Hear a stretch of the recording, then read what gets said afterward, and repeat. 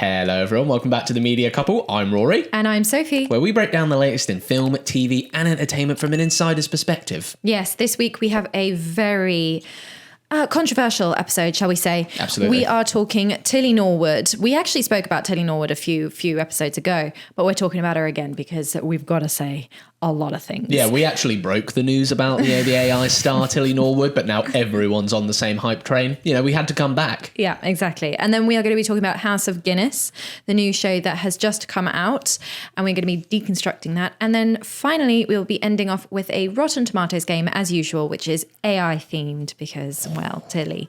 Was it made in AI? Yeah. Anyway, so to kick us off, Tilly Norwood. For those of you who don't know who Tilly Norwood is, she is an AI actress that has been, shall we say, generated by a London-based production company called Particle 6. She came onto the scene in May this year. We referenced her in a past episode. We actually did a segment all about her. It's the Deconstructing Bonnie Blue documentary episode that we did. We did it back in early August. When we were first researching Tilly Norwood back then in August, we looked her up on Instagram. Yeah. And she had about 2,000 followers. Well, I looked her up today, and as of recording this, she now has 46,000 followers on Instagram and countless news articles about her. There have been loads of people commenting on her, speaking about this, what this is all about, and I thought we would get into it. Yeah. Back in August, we spoke about how we thought the story wasn't really going to be about her, but rather about the person behind her. Exactly, yeah. We saw an article, I think it was in Televisual, where they sort of spoke about Particle 6 and the creators behind her. Yeah, I would say that's kind of what the story's become. Yeah. If you haven't heard, Eileen van der Velden is, I think that's how you say it. It sounds like it's like Lisa Vanderpump. I know. You know what I mean? It's got that vibe to it. It does, doesn't it? Yeah. So Eileen van der Velden was the creator who came up with her, shall we say. Yeah, okay. And yeah, I think people are more interested in, and rightly so, people are more interested in the person behind it because, as we said on the last episode when we spoke about her, I think ultimately people are interested in people as opposed to AI creations that are absolutely. just recreated iterations. Well, she's not interesting, is she, the AI? No, the she's creator not. is, though. No, exactly. But anyways, we digress. The main point that we wanted to talk about today with Tilly was how she is basically represents sort of a microcosm of our global crisis that we're facing with automation, lack of work, unchecked capitalism, and how she's sort of essentially a case study at the moment for the professional and ethical crisis, I suppose, that we all face. Yeah. So I thought it would be good to zoom out and give you guys a bit of a context on Tilly for those of you who and what's the context around where she's sitting within this industry at the moment. Hollywood 2023. Oh, God. Dude, don't take me back. Yeah. Don't take me back. The strikes. Yeah. Now, okay, the strikes weren't just about pay. The strikes were about AI. It was basically a fight for human labor protections. Absolutely. And writers went on strike and actors went on strike. But the big fear for actors was that at the time, AI was going to move so quickly that the actor's likeness, their, performances, characteristics, facial features would be used to train AI models. And also, let's not forget the actors we see on the big shows do not represent the market of actors there are out there. No. They represent the 1%. Precisely. Precisely. The rest of them, it's just sort of normal day. Some of them have normal day jobs. Yeah, exactly. And so the big fear was that AI was moving so fast that these actors they're going to be training these models, and their faces and their likeness and their performances were going to be used. And there was no legislation around it, right? Yeah, and they weren't being given compensation for their work. Yeah, and they didn't have permission. These AI models, absolutely, and they didn't understand the tech. At the time. Exactly. Anyway, so this had a big knock-on effect. Obviously, it shut down production in the States, in Hollywood, and people, the unions are very strong out in Hollywood compared to the rest of the world, at least. And it shut down productions in Hollywood. It also shut down productions here in London because all the actors and actresses who were working here in London obviously have dreams of going to Hollywood as well and Of are not course, going to yeah. continue working during that kind of a strike. And it always has a knock-on effect here, doesn't it? Whatever's Totally. happening in the States, normally 6 to 12 months later, happens here. Yeah, and also, you tend to find that the film industry is pretty interconnected. Absolutely, if yeah. they're filming something in Hollywood, there's a high chance that there's going to be something that's going to be made in some way, contributed to in some way in London as well. Absolutely, yeah. Anyways, the stats show that production spend was down for film and high-end TV, was down in the UK 32% in 2023 okay. on the 20 compared to the 2022 Yeah, numbers. sort of, yeah, okay. And I think what we need to understand is the impact that has had on our freelancer industry, right? We've spoken about this before on this podcast about how, there has been a knock-on effect of these strikes, not just the strikes, other things as well, the cost of living crisis that we're facing here in the UK, economic downturn just generally. But essentially our industry is built on freelancers. Yeah, of course. It's a gig basis. It's project by project. Yeah. If there's no work, It's a community. there's no money, Absolutely. right? Which means, when these strikes happened, there was no work, or at least there was very limited work. Yeah. Right. So a lot of people felt the impact of The full those strikes. force of it, yeah. But it was so important for everybody to do it because, ironically, of people like Tilly. Yes, People. exactly. People. I'm Yeah. not calling her a person. People behind Tilly. Exactly. Anyways, so Tilly coming out now in the context of what happened in 2023, which is not that long ago, the freelancers generally are still feeling the effects. Of course. I mean, some of them had to leave the industry completely. Yeah, I the mean, industry- you see more and yeah. more people popping up, about having to give up their dreams and their careers. Exactly. And it hasn't bounced back to 2022 levels. And I don't think it ever will. No, exactly. We've seen countless production companies close down, countless post houses close down. I mean, Technicolor, we spoke talked about that when yeah, that happened. which was massive. And that was a global company. Exactly. So Tilly coming out now, it's a blatant disregard for the context of this industry.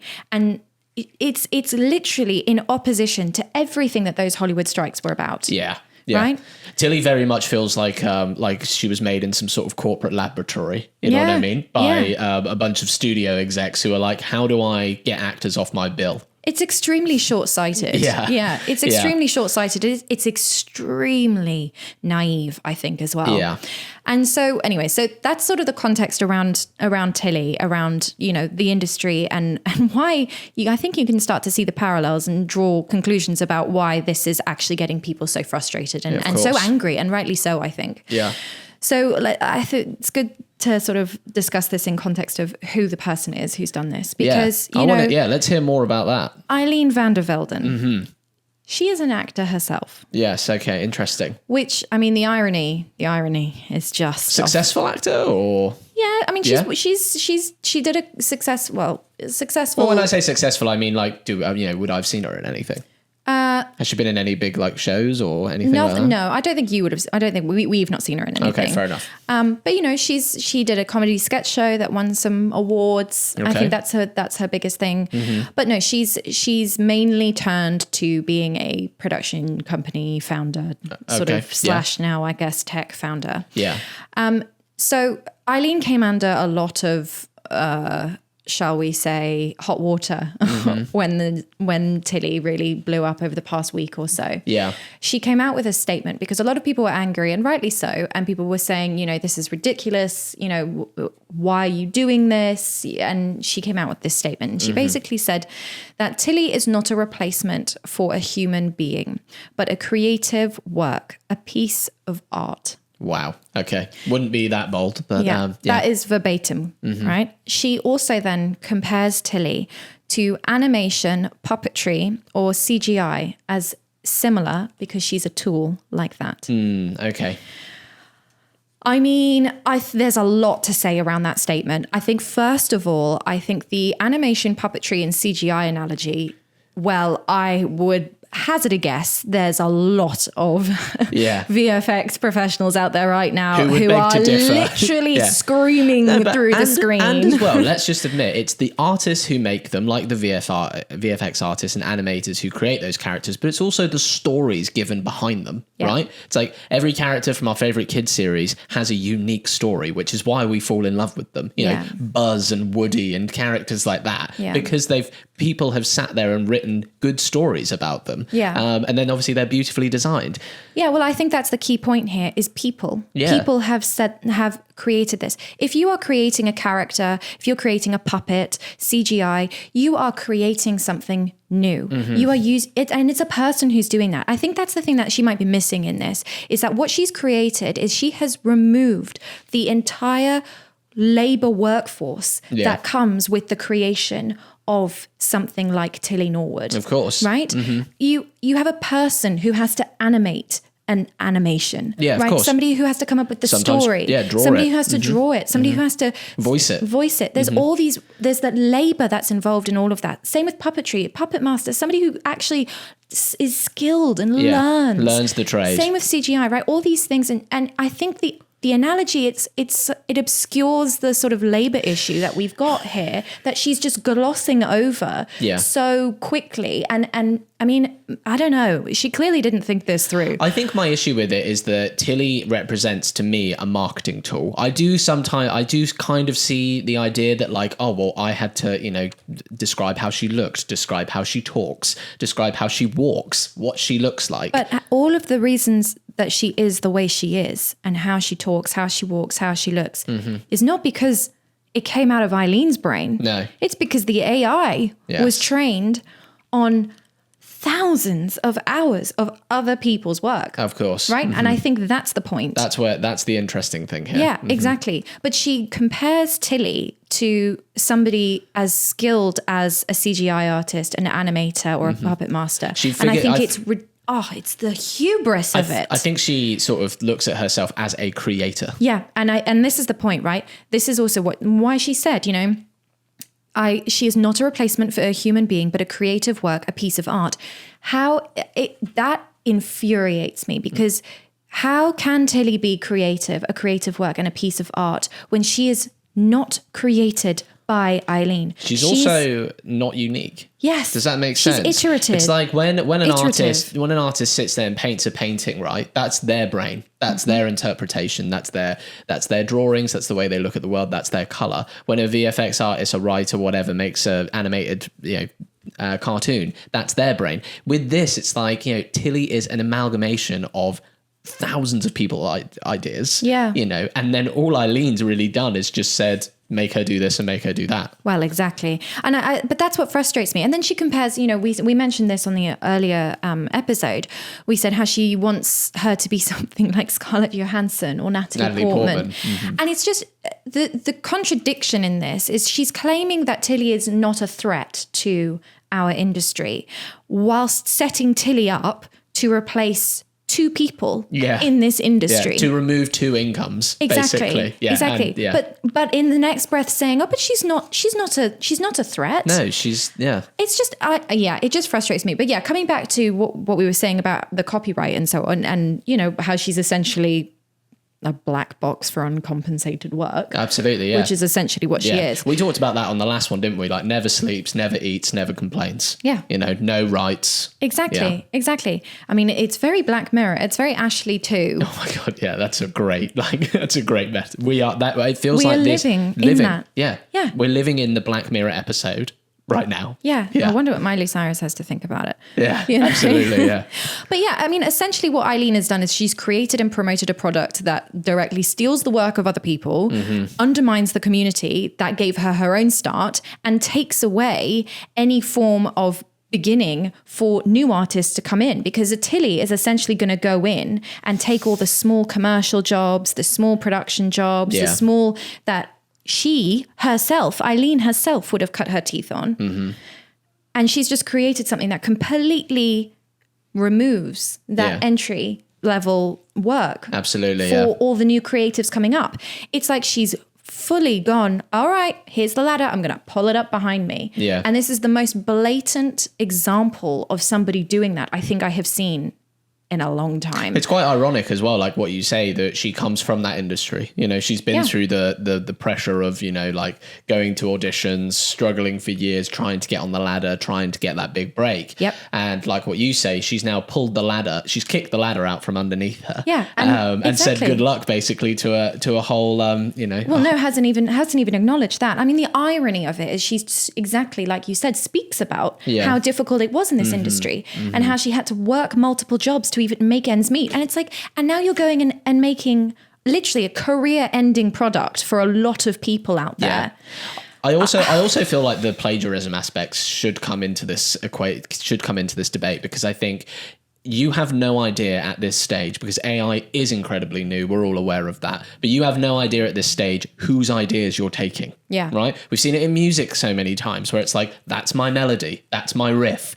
And we see people all the time. It's like, you have no idea what you're really letting loose here, because we haven't had enough time to really understand it ourselves. Yeah, exactly. And let's think about it, right? Okay, coming on to that, because essentially what she's doing, it's not just plagiarism, it's theft. Yeah. She is stealing. Interesting. Yeah. But she is. Yeah, She's stealing. I mean, and we to But contextualize it again, right? The legal battles at the moment that are going on with these big AI companies that are, you know, Mid-Journey and all of those. You've got Disney, you've got Disney, Warner Brothers, Universal, loads of class action lawsuits that are happening. The big studios are fighting back. because let's just put this in context, right? These AI models were trained on petabytes of data, right? That's not like, that is billions of images. That is thousands of hours of films. That is libraries of written material. Almost all of it is copywritten. Yeah. And now this Tilly Norwood is being recreated off the back catalogue of thousands of hours, thousands of jobs, people's creativity that was poured into this model that was taken without any compensation. I mean, it's theft. Yeah. What she's doing is theft. And what these AI models, in my opinion, what they're doing is theft as well. I don't see how there's any way around it. There are some out there, aren't there, that say that they don't use any of it to any sort of created IP in the past to train their AI models. But yeah, there are. Yeah, but there are companies out there that do that. But we know that she's not using that for Tilly Norwood, because Tilly Norwood is sitting on the set of the Graham Norton show, which is copywritten. How did you get by there? the way? How'd you manage that one without using any copywritten material, love? Graham's sofa. Do you know what I mean? Absolutely, you just sit there and you go like, woo. But like, I mean, let's call a spade, right? This isn't artistic expression by any means. It's she's financially incentivized to make this. I'm actually quite surprised to hear that Eileen's background is in acting, because to me it's like, to me it sounds like she should be more from like a business exec sort of perspective, right? Like, let's make a tool that eradicates half of my workforce, you know? Exactly. And she sits there and is like, oh, but it's an artistic expression. It's like, no, this isn't about artistic expression. This is about you making cheaper art. Yeah. Right? That's what this is. Yeah. Reports have shown that that AI could reduce costs by up to 90%. Wow. Production costs by up to 90%. Yeah. Of course, like we said in the last episode, Tilly Norwood is going to be a dream for studios. Of course, yeah. And Eileen is not silly enough to not realize that. She knows exactly how much she is going to be able to exploit Tilly Norwood, exactly like that Black Mirror episode. But I just think at this point, it's like, well, what's the point of art if we're just going to automate it? Yeah, absolutely. Exactly. You know? Like, the thing that was always interesting about art and cinema and filmmaking is that you got the chance to see lots of different people's expressions and ideas on screen or physically, right? Precisely. And it's just like, at this stage, you know, Tilly could be on an ad everywhere in the world for different companies all the time. Yeah, it's unbelievably greedy, I think. I think. And you know what? I feel like Tilly is sort of becoming a symbol in this new era of corporate greed. Yeah. Where, you know, what's that slogan? Where tech jobs create more jobs than they destroy. I don't think that's the case anymore. And I don't think we can say that's true anymore. No.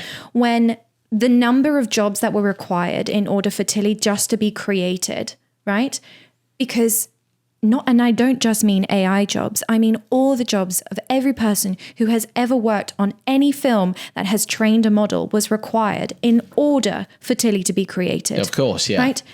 Billions, probably trillions in terms of value. Like, you know for a fact, don't you, that if this was a Black Mirror episode, it would be the start, then Charlie Brooker would go, Tilly 10 years in the future, maybe she's got more of a brain now, maybe she's sad, maybe she starts refusing to work, you know, and then it's like, oh my god, it's like Frankenstein's monster. Yeah, you know it is. I mean? It is.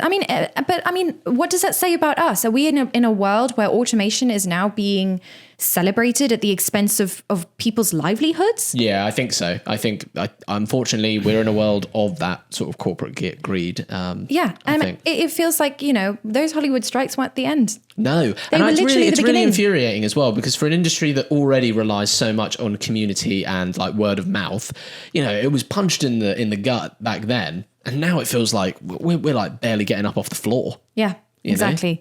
Well, the fight now for human value is starts today. Yeah, but the fight now for human value in a world of machines isn't actually a movie plot anymore. No, it's not real. Terminator. It's here. Real. We're here. We're in it. We're facing it. And I think Eileen has a lot to answer for with the creation of Tilly. And you know what? Your greed is showing.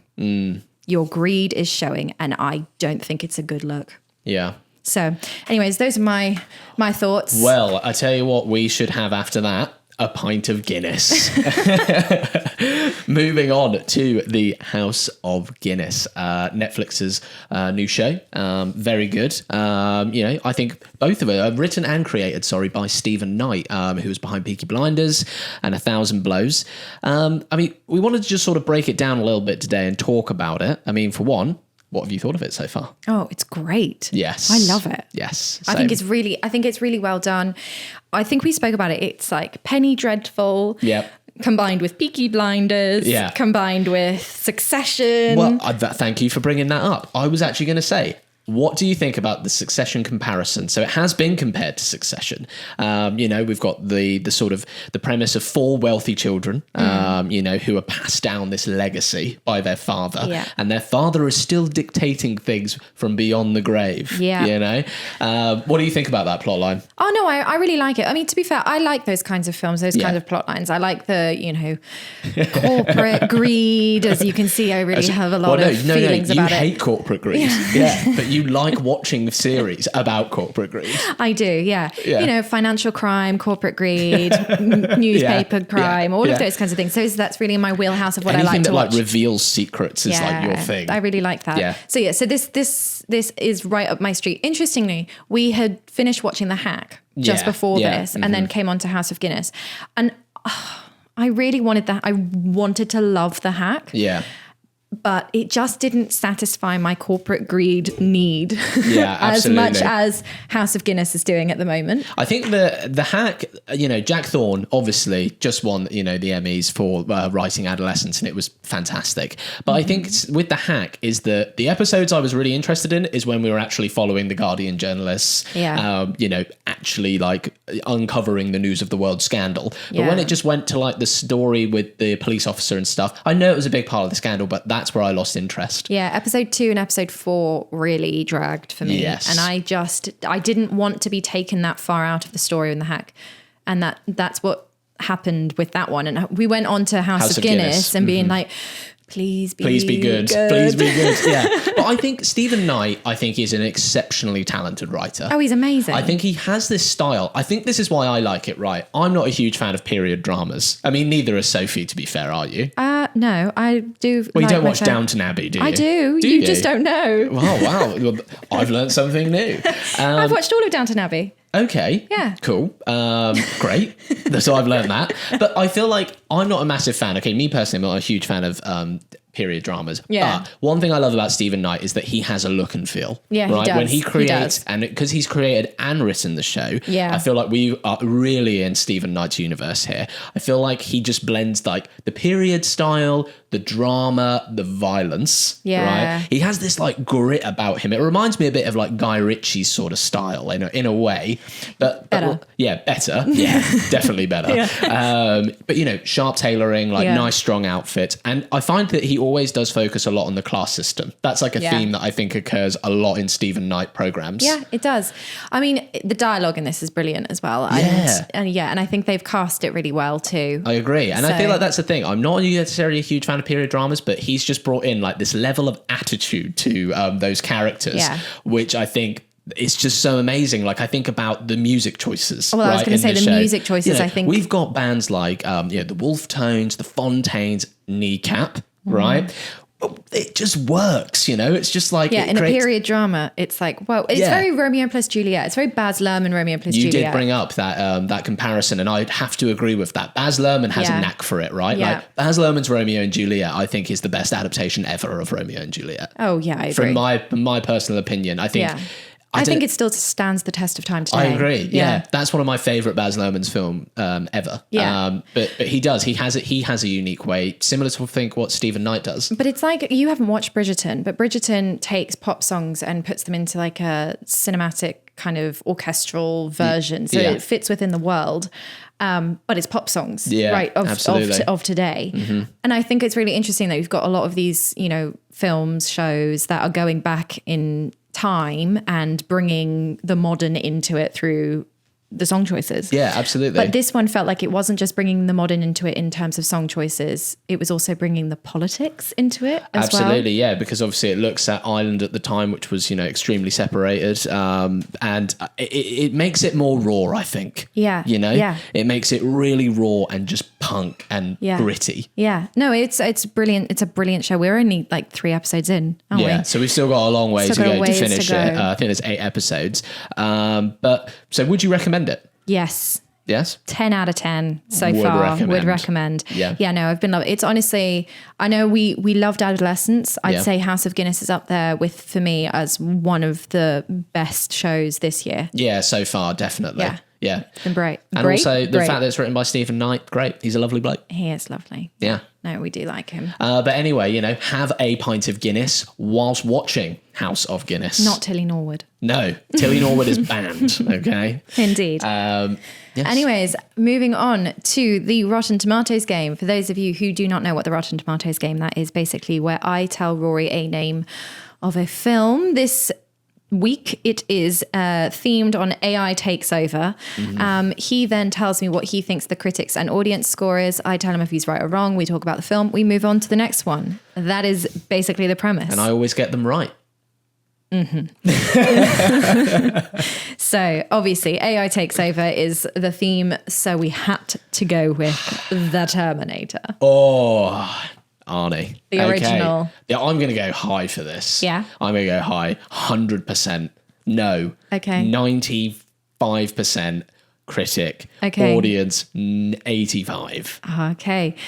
You were so close, Rory. 100% critic score. And then you changed your answer. Why do you do this? Just go with your gut. You generally... That's what happened. I got nervous. I should have just... I know. Audience score 89%. I said 85. I know. I think it deserved that. Yeah, it's an amazing film. Yeah, it is really good. Definitely. So deserved 100%. And the next one, The Matrix. Oh, again, I'm going to go really high. 100% critic score. Mm-hmm. 94% audience. Okay. Critically, 83%. That is too low for The Matrix. The first one is the best one as well. Yeah. Audience, 85%. Too low again. I know. I studied that in at uni. Did you? Yeah. It's the best one. It is the best one. Yeah, it is far too low. Far too low. I know. Too low. Too low. Next one, we've got Ex Machina. Ex Machina. Great film again. See, the films about AI are good. Yeah. But it's when we're like trying to like kill the AI or not let them take over. Yeah. But you know, with Tilly now, no. I'm going to go with Ex Machina. I'm going to go with 83% critic. Yeah. 87% audience. 92% critically. 86% audience. I'm done. I'm cooked. All right, well, one more. Yeah. Blade Runner. Blade Runner. Harrison Ford.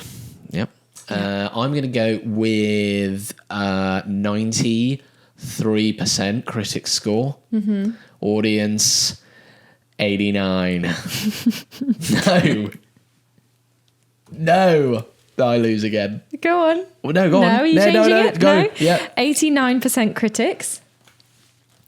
Audience 91. That's it. I'm cooked. Absolutely done. This is why we don't like the Rotten Tomatoes game. We do. We love it. Well, anyways, thank you guys for being here. Thank you for listening. We put these out every week, so make sure you tune in. Do hit that subscribe button if you haven't. Drop us a comment. Give this video a like if you enjoyed it. And we will be here next week, so make sure you tune in. Thanks, guys. See you later. See you later, guys. Thank you. Bye. Bye.